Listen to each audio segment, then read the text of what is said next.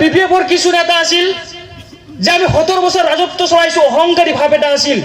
যিসকল সাধাৰণ মানুহ আছিল সেই সাধাৰণ মানুহবিলাকক কিন্তু তেনেকুৱা ধৰণৰ গুৰুত্ব দিয়াটো কমাই দিছিল। এইটো বাস্তৱ কথা। সকলোকে শুভেচ্ছা জ্ঞাপন কৰিছো আৰু আমাক ইয়াত আমন্ত্ৰণ কৰাৰ কাৰণে এই উদ্যোক্তাসকলক আমি ধন্যবাদ জ্ঞাপন কৰিছো।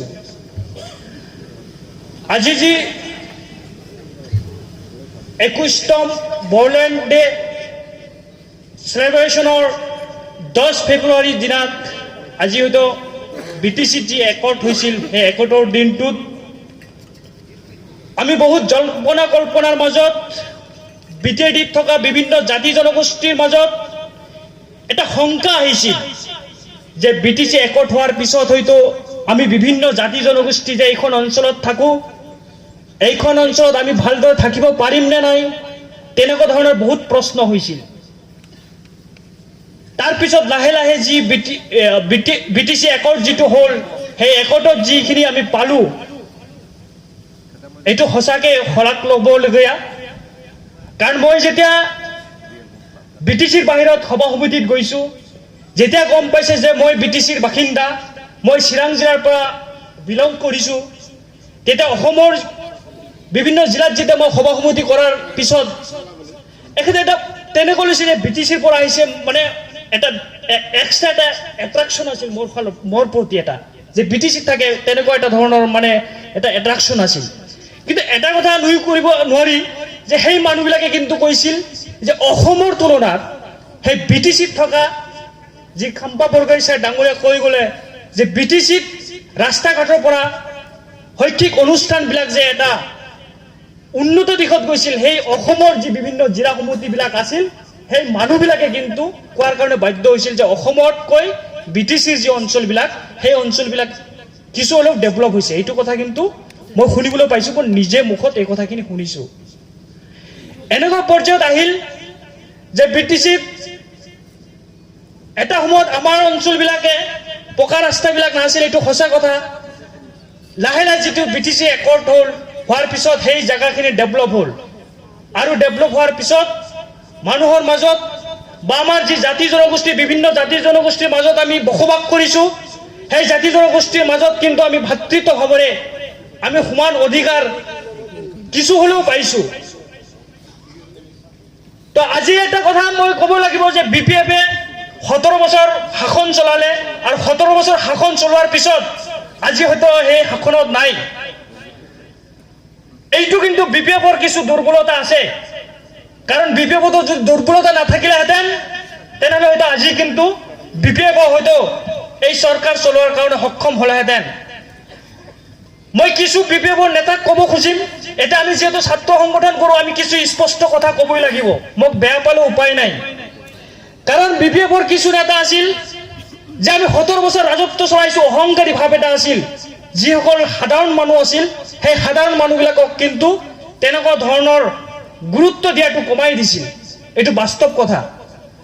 আৰু লাহে লাহে যিটো এইটো কমাই দিয়া হ'ল, তাৰপিছত BPF-ৰ প্ৰতি মানুহৰ কিন্তু কিছু বেয়া পোৱা হ'ল আৰু তাৰ সুযোগটো কোনোবা এটা দলে ল'লে আৰু এইটো ল'বই নিশ্চিতভাৱে।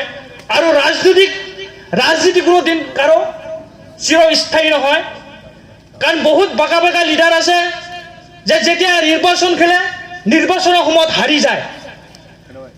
বহুত বাকা বাকা এনেকুৱা জ্বলন্ত প্ৰমাণ আপোনালোকে চাইছে বা আমাৰ ভাৰতবৰ্ষৰ ইতিহাসত আছে। তো মই ভাবোঁ যে BPF-এ এইবাৰ হয়তো চৰকাৰ চলাব পৰা নাই। BPF-ৰ ক'ত ক'ত গেপ আছে, ক'ত ক'ত সেই BPF-এ ভুল কৰিছে, সেইখিনি শুধৰণি কৰাৰ এটা চান্স, আৰু এই চান্সটো, এই সুযোগটো যদি ল'ব পাৰে তেনেহ'লে আগন্তুক দিনত BPF-ৰ ভাল হ'ব বুলি আমি ভাবোঁ। কাৰণ এইখিনি আজি BPF-এ যি BTC একৰ্ড কৰিলে, তাৰপিছত আহিল BTR একৰ্ড এটা আহিল। এতিয়া আমি সৰ্বসাধাৰণ ৰাইজ আমি এতিয়া কম্পেয়াৰ কৰিম যে আসলে আমি BTCৰ যিটো একৰ্ড আছিল এইটো ভাল না BTR যিটো একৰ্ড আছে সেইটো ভাল। আমি দুটাৰ মাজত আমি বহি বহি আমি এইটো কম্পেয়াৰ কৰিব পাৰিম যে আসলতে কোনটো একৰ্ড বেছি ভাল। যেতিয়া সৰ্বসাধাৰণ ৰাইজে গম পাব যে আচলতে BTCৰ ৰেকৰ্ডটো বেছি ভাল, BTR ৰেকৰ্ড ভাল নহয় বা BTR ৰেকৰ্ডটো ভাল, তেতিয়া সৰ্বসাধাৰণ ৰাইজে কিন্তু যিটো ভাল সেইটো আকোৱালি ল'ব। সেইটো কোনো ৰাজনৈতিক দলৰ নেতাসকলে ক'ব নালাগিব যে হয় আমাৰ BTR ৰেকৰ্ডটো ভাল বা আমাৰ BTC ৰেকৰ্ডটো ভাল। আমি সৰ্বসাধাৰণ ৰাইজ আমি বহি আমাৰ হয়তো মগজু আছে, আমাৰ হয়তো সকলো সৰ্বসাধাৰণ ৰাইজ, আমাৰ ইণ্টেলেকচুৱেল পাৰ্চন আছে, আমাৰ বুদ্ধিজীৱীসকল আছে, সেই বুদ্ধিজীৱীসকলে কিন্তু গম পাব আচলতে কোনটো একৰ্ড আমাৰ ভাল আৰু কোনটো একৰ্ডে আমাৰ যি BTCৰ বা BTRৰ যি এৰিয়া, সেই এৰিয়াৰ সৰ্বাংগীন যি উন্নয়ন কোনে কৰিব পাৰিব, তাৰ পিছত আমি সেইটো আমি আলোচনা কৰি তাৰ পিছত সৰ্বসাধাৰণ ৰাইজে কিন্তু এটা সিদ্ধান্ত ল'ব পাৰিব। মই আচলতে দীঘলীয়া কৰিব বিচৰা নাই, ইয়াত আমাৰ আৰু বিভিন্ন অতিথিসকল আছে।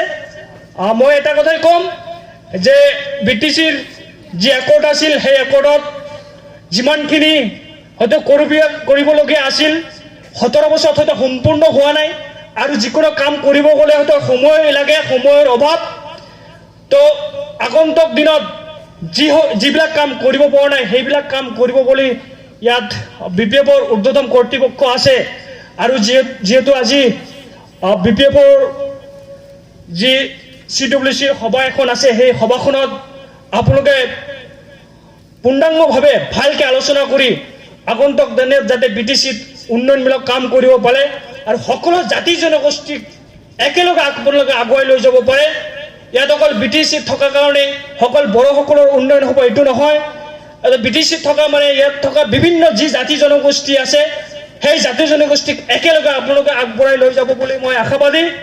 আৰু আগন্তুক দিনত আপোনালোকে সেই উদ্দেশ্য লৈ যদি কাম কৰে হয়তো আগন্তুক দিনত আপোনালোকৰ দলৰ আপোনালোকৰ ভাল হ'ব বুলি মই আশা কৰোঁ। মই ইয়াতে মোৰ চমু বক্তব্য সামৰিছোঁ। ধন্যবাদ।